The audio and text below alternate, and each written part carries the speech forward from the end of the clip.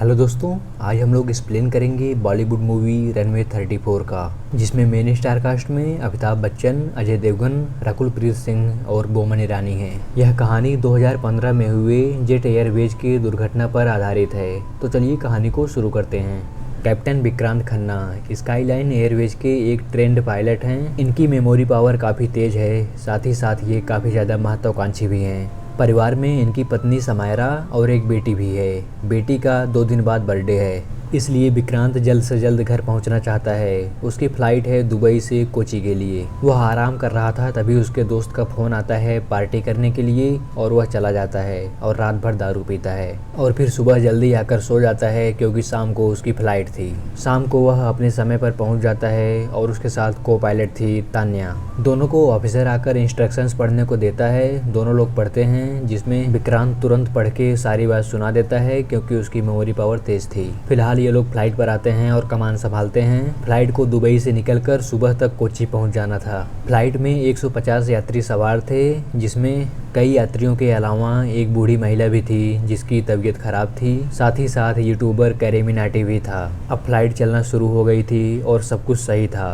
थोड़ी देर के बाद विक्रांत ने तान्या को जिम्मेदारी देकर थोड़ा झपकी ले ली, क्योंकि वह पिछले 5-6 दिन से लगातार काम कर रहा था। थोड़ी देर बाद वह बाथरूम जाने के लिए उठा और सिगरेट पीता है और एक दारू की शीशी बाथरूम में ले जाता है।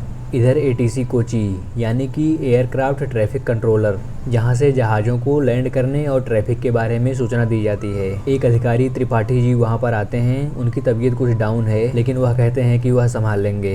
रात में बहुत ज़्यादा बारिश हुई थी, इसलिए धुंध छा गया था और विजिबिलिटी लो हो गई थी। यही बात त्रिपाठी जी पायलट विक्रांत को बताते हैं। साथ ही यह भी कहते हैं कि अभी अभी एक जहाज़ ने उतरने की कोशिश की थी, लेकिन वह उतर नहीं पाया था, इसलिए आपको त्रिवेंद्रम एयरपोर्ट जाना सही रहेगा, वहाँ पर मौसम सही है। फिलहाल विक्रांत की महत्वाकांक्षा अधिक थी। उसने कोची में ही उतारने का निर्णय लिया, लेकिन धुंध ज़्यादा होने के कारण वह ऐसा नहीं कर सका और दोबारा भी प्रयास किया, लेकिन असफल रहा और उसी के चक्कर काटता रहा। फ्लाइट लेट हो रही थी, इसलिए पैसेंजर भी अब बातें करना शुरू कर दिए थे। कई प्रयास के कारण फ्यूल भी कम हो गया था और वह त्रिवेंद्रम तक जा सकती थी, और फ्यूल कम भरा भी गया था, यह भी एक कारण था।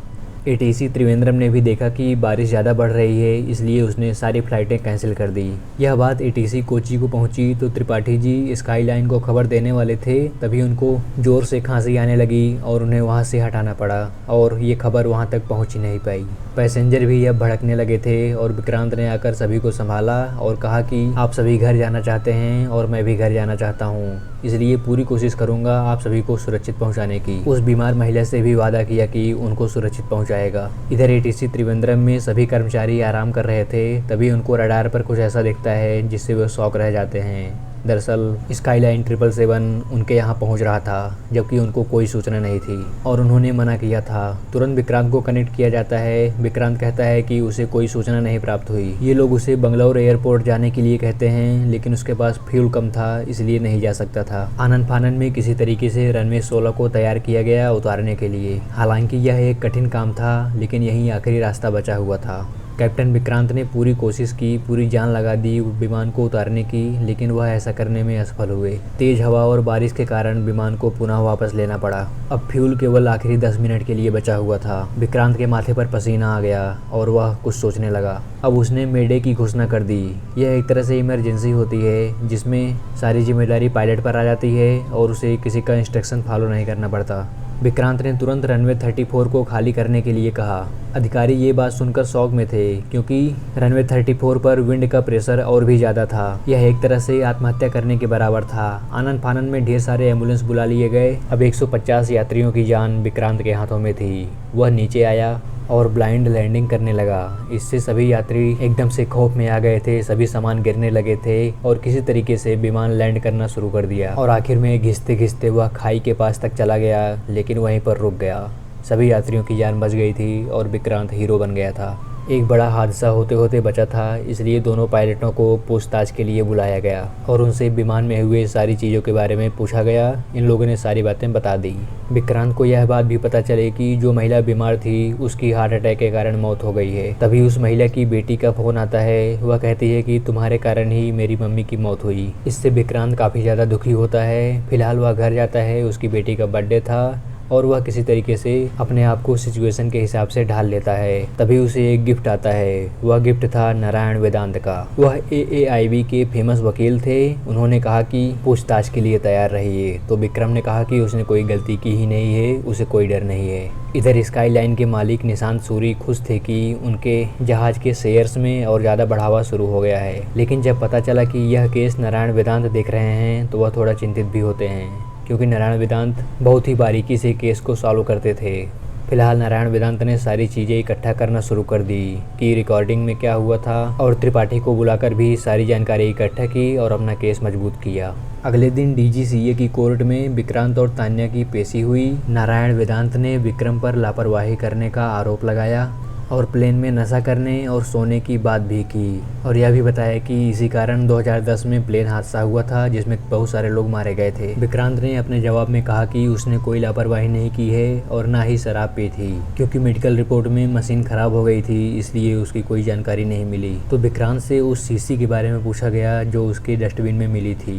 विक्रांत ने इस पर कुछ भी कहने से मना कर दिया। सच्चाई जानने के लिए लाइट डिटेक्टर टेस्ट की मांग की गई, जिसे विक्रांत ने हाँ कर दिया और वो टेस्ट किया गया, लेकिन उसमें कुछ भी निकलता नहीं है और विक्रांत जीत जाता है। इससे सूरी बहुत गुस्सा होता है और उसे डांटता है, क्योंकि अगर कुछ पता चल जाता तो उसके एयरलाइन को दिक्कत हो सकती थी। फिलहाल वह तानिया को समझाता है कि तुम वकील से बची रहना, क्योंकि अब तुम्हारा ही नंबर आने वाला है। अगले दिन नारायण वेदांत तानिया से बात शुरू करते हैं और वह बीच बीच में ऐसी घुमा फिरा के इमोशनल बातें करते जा रहे थे, जिससे तानिया पिघलती चली जा रही थी और बातों में फंस जा रही थी। और आखिर में तानिया को बताना ही पड़ जाता है कि विमान को लैंड कराते समय विक्रम ने अपनी आंखें बंद कर ली थी। नारायण वेदांत को तुरंत मौका मिल जाता है विक्रम को फंसाने का, और वह विक्रांत को पैसेंजर्स की जान जोखिम में डालने के लिए दोषी मनवा लेते हैं। इस पर विक्रांत कुछ नहीं बोल पाता है और सजा की डेट अगले दिन रखी जाती है। घर पर विक्रांत काफ़ी परेशान था।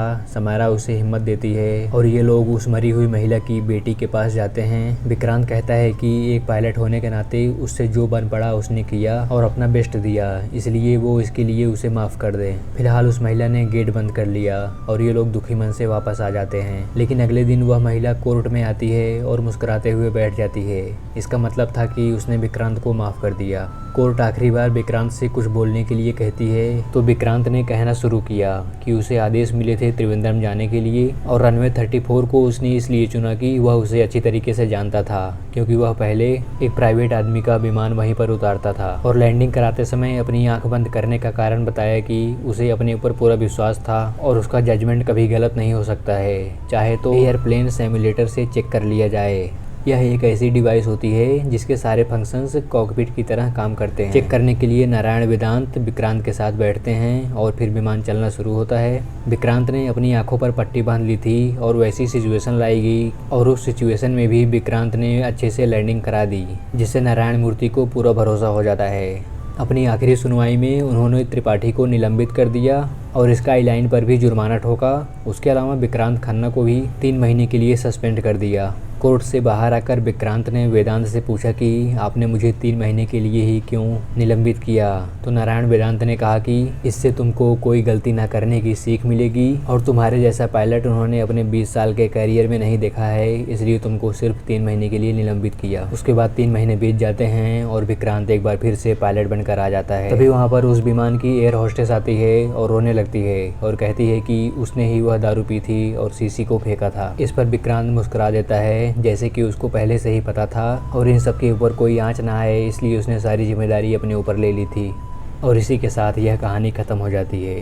तो दोस्तों, कैसा लगा आपको यह वीडियो, बताइएगा ज़रूर। इस वीडियो को यहीं पर समाप्त करते हैं और बहुत ही जल्दी हाजिर हो जाऊँगा एक नई और धमाकेदार वीडियो के साथ। तब तक के लिए हंसते रहिए, मुस्कुराते रहिए और अपना ख्याल रखिए।